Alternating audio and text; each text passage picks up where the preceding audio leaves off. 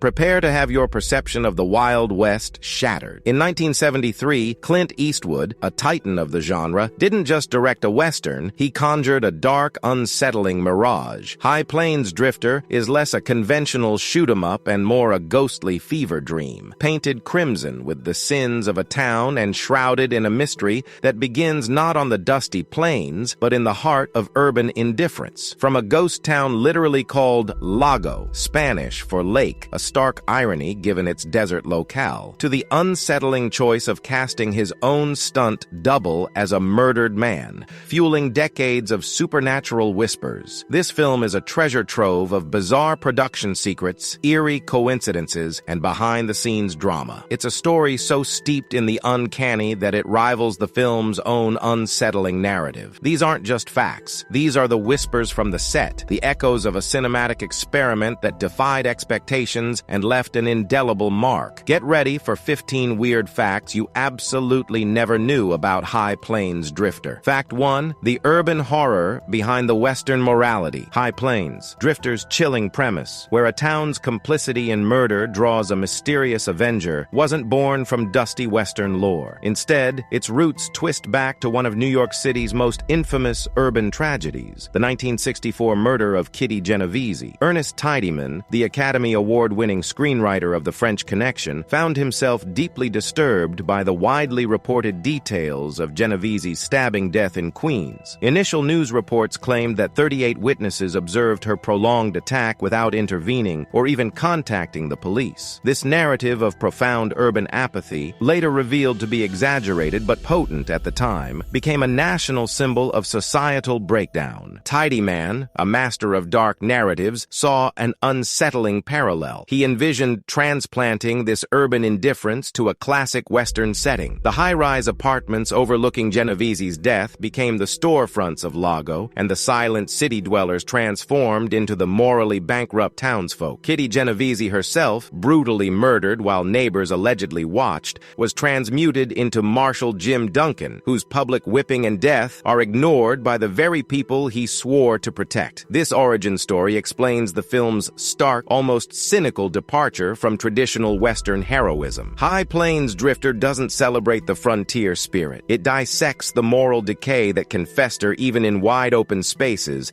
making the town's inaction as culpable as the outlaw's violence. The true horror isn't just the murder, but the silence that surrounds it. Fact 2. The double vision, stuntman as Spectre. Clint Eastwood's most audacious casting decision in High Plains Drifter was a subtle stroke of genius, creating a visual riddle that has puzzled and thrilled audiences for decades. He cast his longtime stunt double, Buddy Van Horn, as the ill-fated Marshal Jim Duncan. Van Horn, a man of similar build and features to Eastwood, had been doubling him since the early 1970s and would continue for nearly 4 decades, even directing some of Eastwood's films. But in High Plains Drifter, their resemblance served a far more ethereal purpose. During the film's haunting flashback sequences, we witness Duncan's brutal whipping and murder at the hands of the outlaws, all while the townspeople of Lago stand by. It's Van Horn on screen, enduring this horrific ordeal. When these brutal images are juxtaposed with the arrival and actions of Eastwood's mysterious stranger, the physical similarities become deeply unsettling. Was the stranger Duncan himself returned from the grave, or his vengeful brother? Tidyman's original script explicitly named the stranger as Duncan's brother, but Eastwood, preferring a more supernatural and ambiguous interpretation, deliberately excised those lines. The visual doppelganger effect, facilitated by Van Horn's casting, solidified this supernatural reading. It allowed Eastwood to craft a revenge western that doubled as a ghost story, forcing audiences to question the very fabric of reality within the film. Van Horn's most significant on-screen role became a ghostly echo, a silent testament to Eastwood's daring artistic vision. This choice didn't just save money, it added layers of profound, lingering mystery. Fact 3. Lago, built for burning. Clint Eastwood's vision for High Plains Drifter demanded more than just a setting. It required a character, a town built from scratch only to be systematically dismantled. Universal Studios, eager to cut costs, urged him to use their existing Western backlot, but Eastwood was unyielding. He journeyed alone across the remote American West in his pickup truck, eventually discovering the stark, otherworldly shores of Mono Lake in California's eastern Sierra. This remote, 300-mile distance distant location was logistically nightmarish, but its desolate volcanic landscape perfectly mirrored the moral desolation of the script. A dedicated crew of 46 technicians and 10 laborers worked grueling 10-hour days for 18 consecutive days to construct Lago. This wasn't a facade. Eastwood insisted on 14 fully functional buildings, a hotel, saloon, church, barbershop, homes, all with complete interiors, allowing seamless filming without costly studio returns. Every detail was meticulously crafted, from working doors to furnished rooms, creating a disturbingly authentic frontier town. Yet the most audacious part of this monumental construction was its predetermined fate. Rather than preserving this expensive set, Eastwood orchestrated its complete immolation as the film's climax. Audiences literally watch millions of dollars worth of craftsmanship burn, a symbolic purification that also served as a breathtaking visual. Today, only the memory of Lago lingers in the desert dust, a testament to Eastwood's commitment to his singular artistic vision, even if it meant reducing an entire town to ashes. Fact 4. The Duke's Disdain. Wayne versus Eastwood. The release of High Plains Drifter ignited one of Hollywood's most significant generational clashes,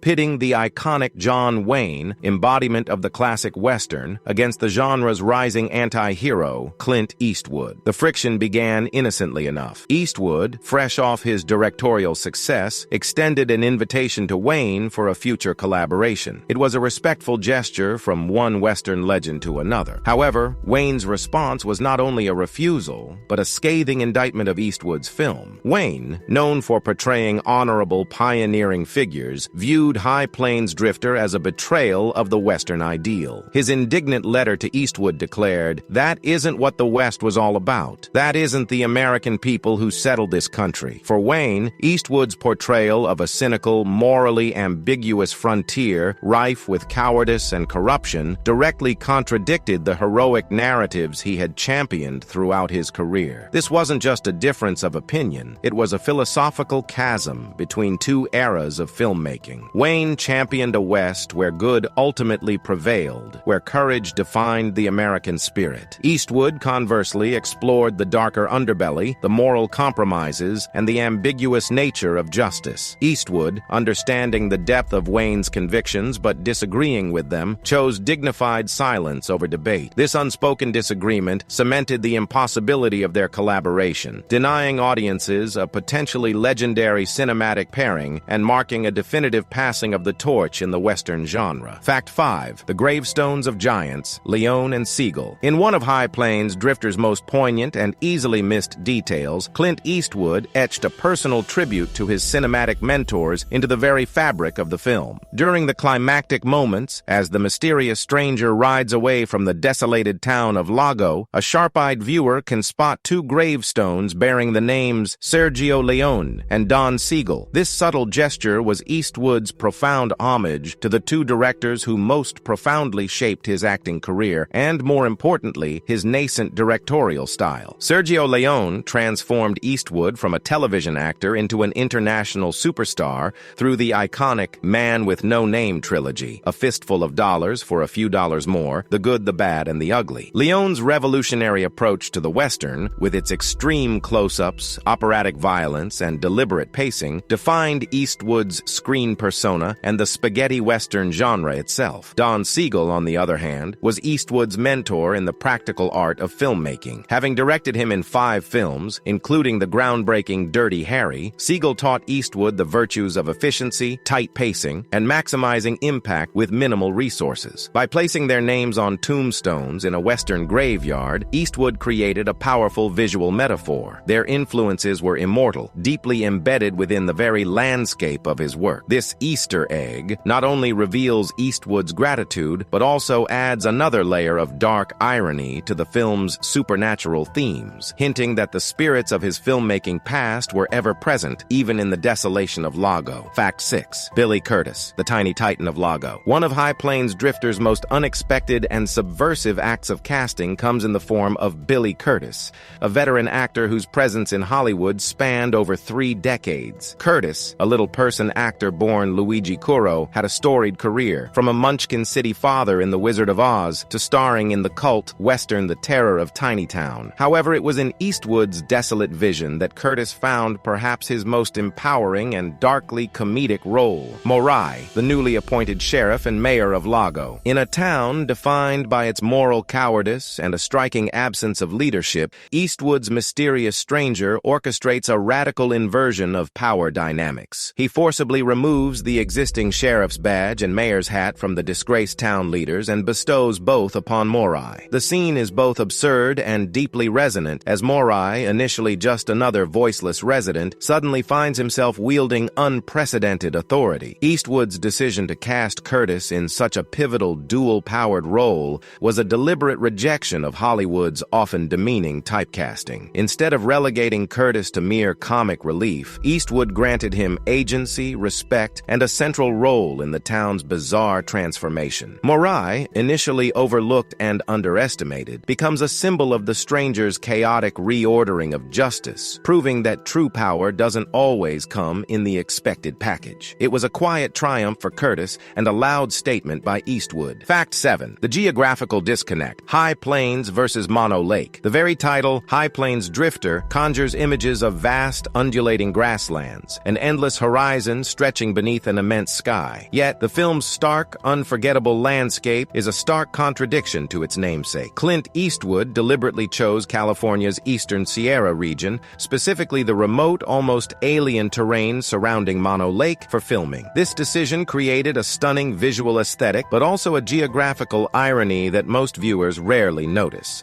The true high plains of America are characterized by flat, treeless grasslands, fertile and expansive, spanning states from Texas to the Dakotas. It's a landscape of gentle rolling hills, historically grazed by immense buffalo herds, a sea of grass for cowboys and settlers. Mono Lake, by contrast, sits at over 6,000 feet in the Sierra Nevada, a geological marvel surrounded by volcanic formations and bizarre tufa towers. This ancient saline lake is a surreal, almost lunar environment, harsh, stark, and utterly devoid of the lushness suggested by high plains. Eastwood's choice was intentional. He sought a landscape that reflected the film's supernatural undertones and the moral barrenness of Lago. The isolation of Mono Lake underscored the town's detachment from civilization, its stark beauty enhancing the film's eerie atmosphere. The visual disconnect between the evocative title and the actual filming location serves as a subtle metaphor for the film itself, a Western that subverts expectations, taking viewers far from the familiar into a territory both beautiful and deeply unsettling. Fact 8. Eastwood's precision. Ahead of schedule, under budget. In an industry notorious for bloated budgets and sprawling schedules, Clint Eastwood's directorial debut, High Plains Drifter, showcased an almost legendary efficiency that would become his filmmaking hallmark. The entire production wrapped in a mere 6 weeks, 2 full days ahead of schedule, and notably under budget. This was an astonishing feat, especially considering the audacious logistical challenges inherent in the project. Eastwood had insisted on constructing an entire town from scratch in the remote Mono Lake area, 300 miles from Hollywood's readily available resources. Such an undertaking typically invites delays and cost overruns. Yet Eastwood's meticulous preparation and decisive approach on set allowed for this remarkable speed. Unlike many directors who shoot endless takes or constantly adjust camera setups, Eastwood arrived on set with a clear vision, knowing precisely what he wanted. He rarely required more than a few takes to capture the essence of a scene,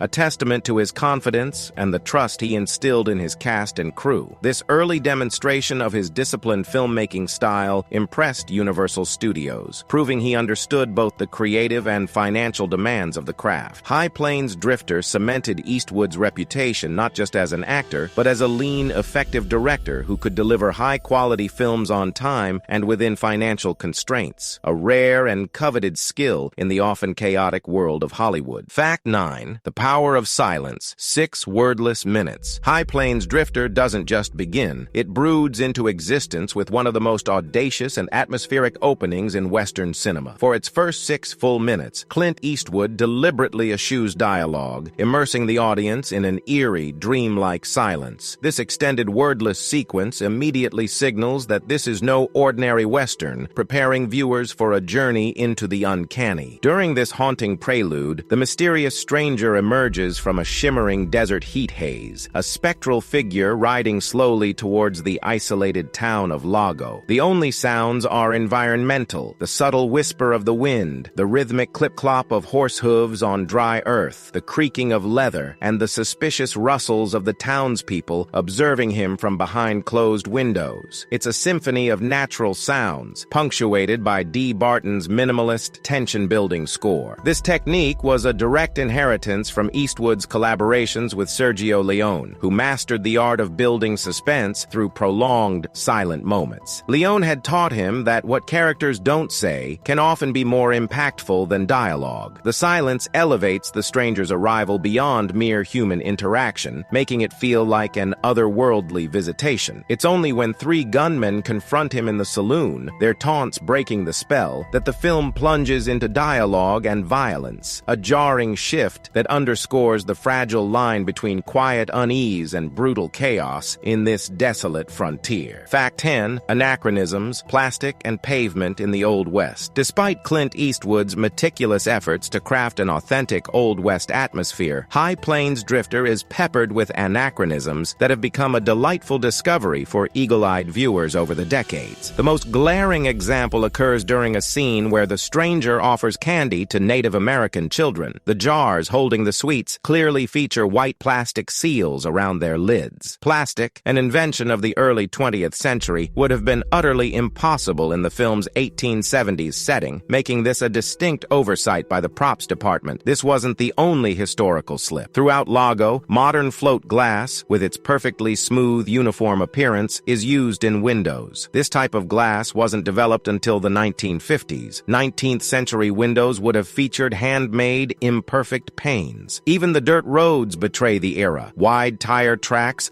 undeniably left by 20th century trucks and construction vehicles, are visible as the stranger first rides into town, rather than the narrow ruts of horse-drawn wagons. Mechanically compressed hay bales bound with modern materials can also be spotted around the livery stable. These seemingly minor details highlight the immense challenge of creating period-accurate films, especially when shooting on remote locations with limited budgets and tight schedules. While most audiences overlook these details, they offer a fascinating glimpse into the practical realities of filmmaking, turning a historical drama into an accidental scavenger hunt for modern intrusions. Fact 11. The secret revealed. International dubs spill the beans. One of the most intriguing peculiarities of High Plains Drifter lies in its international versions, which inadvertently solve the film's central mystery, much to Clint Eastwood's chagrin. Ernest Tidyman's original screenplay explicitly stated that Eastwood's mysterious stranger was none other than the murdered Marshal Jim Duncan's brother, returning to avenge his sibling. However, Eastwood found this explanation too straightforward. He preferred to cultivate a haunting ambiguity, allowing the audience to ponder whether the stranger was a ghost, a vengeful spirit, or simply a man consumed by justice. To achieve this, he meticulously scrubbed all direct references to the brotherly relationship from the final American cut. This editorial decision is what gives the American version its enduring supernatural mystery, fostering decades of debate among viewers about the stranger's true nature. Yet, when the film was prepared for international distribution, the foreign-language dubbing teams apparently worked from earlier versions of Tidyman's script, versions that still contained the excised dialogue. Consequently, audiences watching the Italian, Spanish, French, and German versions explicitly hear characters discuss the stranger as Duncan's brother. This removes all supernatural mystique, transforming the film into a clear-cut revenge narrative. The discrepancy creates a rare cinematic phenomenon, the same film telling fundamentally different stories depending on the language. It's an accidental revelation, an unintentional peek behind the curtain that alters the entire interpretive experience, a testament to how crucial Eastwood's subtle editorial hand was in crafting the film's iconic, lingering ambiguity. Fact 12. The desert's footprint, modern tire tracks. For a film meticulously crafted to evoke the desolate and timeless American Old West, High Plains Drifter contains a surprisingly obvious anachronism right in its opening moments. As Clint Eastwood's enigmatic stranger rides slowly into the isolated town of Lago, emerging from the shimmering heat haze, careful observers can clearly spot wide, modern tire tracks etched into the dusty road. These indelible marks were undoubtedly left by trucks and construction vehicles, jarringly out of place in a supposed 18th 1970s setting. The irony is that this visual blunder appears during one of the movie's most carefully composed and atmospheric sequences, designed to establish the stranger's almost spectral arrival. The distinct parallel grooves of contemporary tires clash violently with the narrow, irregular tracks that would have been left by 19th-century wagons, stagecoaches, or horse-drawn buggies. This oversight likely stemmed from the sheer logistical challenge of filming in the remote Mono Lake region. Building an entire town from scratch, 300 miles from Hollywood, necessitated a constant stream of modern equipment and supply trucks. Despite the production team's efforts to maintain historical accuracy, these crucial tracks were either overlooked or deemed too difficult to erase before filming commenced. The presence of these modern imprints subtly undermines the carefully constructed illusion, briefly yanking the audience out of the Old West and into the pragmatic realities of a 1973 film set. It's a small detail, but one that highlights the constant battle between historical authenticity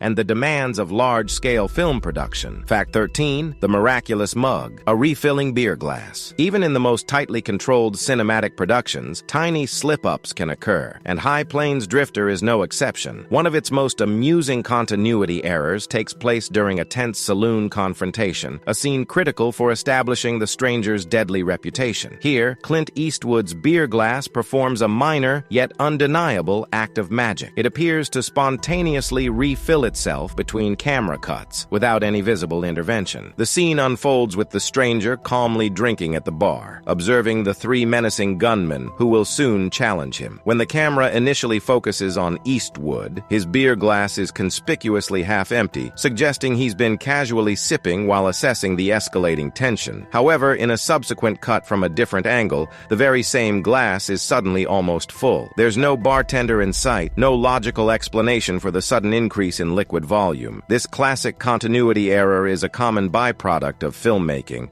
often occurring when scenes are shot out of sequence or when multiple takes, each with slightly different prop arrangements, are later edited together. Despite the meticulous choreography of the scene's dramatic build-up, this minor flaw adds an unintentional, almost comedic touch to what is otherwise a pivotal and serious moment. For observant film enthusiasts, it remains a charmingly human oversight in an otherwise taut and mysterious Western. Fact 14. The 300-mile desert build, crafting Lago. The creation of Lago, the doomed town in High Plains Drifter, wasn't merely set construction. It was an epic logistical campaign, a monumental undertaking that pushed the boundaries of filmmaking in remote locations. Clint Eastwood's insistence on building a complete town 300 miles from the resources of Hollywood meant that a dedicated crew of 46 skilled technicians and 10 laborers had to relocate and live in the rugged California desert for nearly 3 intensive weeks. These workers faced an arduous task, constructing 14 complete buildings, including a 2-story hotel in the middle of nowhere. Every single piece of lumber, every nail, and every tool had to be transported across hundreds of miles of isolated desert roads to the stark, unforgiving shores of Mono Lake. This wasn't a standard studio build. It was an act of cinematic pioneering. The construction schedule was brutal, demanding 10-hour workdays for 18 consecutive days, with absolutely no room for error or delay. Any hiccup could have derailed the entire production. Furthermore, the remote location meant no nightly retreats to comfortable homes. The cast and crew formed a temporary desert community, managing their own food, lodging, and basic needs far from urban conveniences. This ambitious project, executed in 1973, long before modern logistics and communications simplified such endeavors, stands as a testament to the sheer dedication and ingenuity required to bring Eastwood's audacious vision to the screen, transforming a desolate landscape into a haunted frontier town. Fact 15. The unspoken name, Marshal Jim Duncan's legacy. The climactic moment of High Plains Drifter delivers a revelation that simultaneously answers a fundamental question and opens a cavern of supernatural ambiguity. As the mysterious stranger rides away from the ashes of Lago, the camera lingers on Billy Curtis's character, Morai,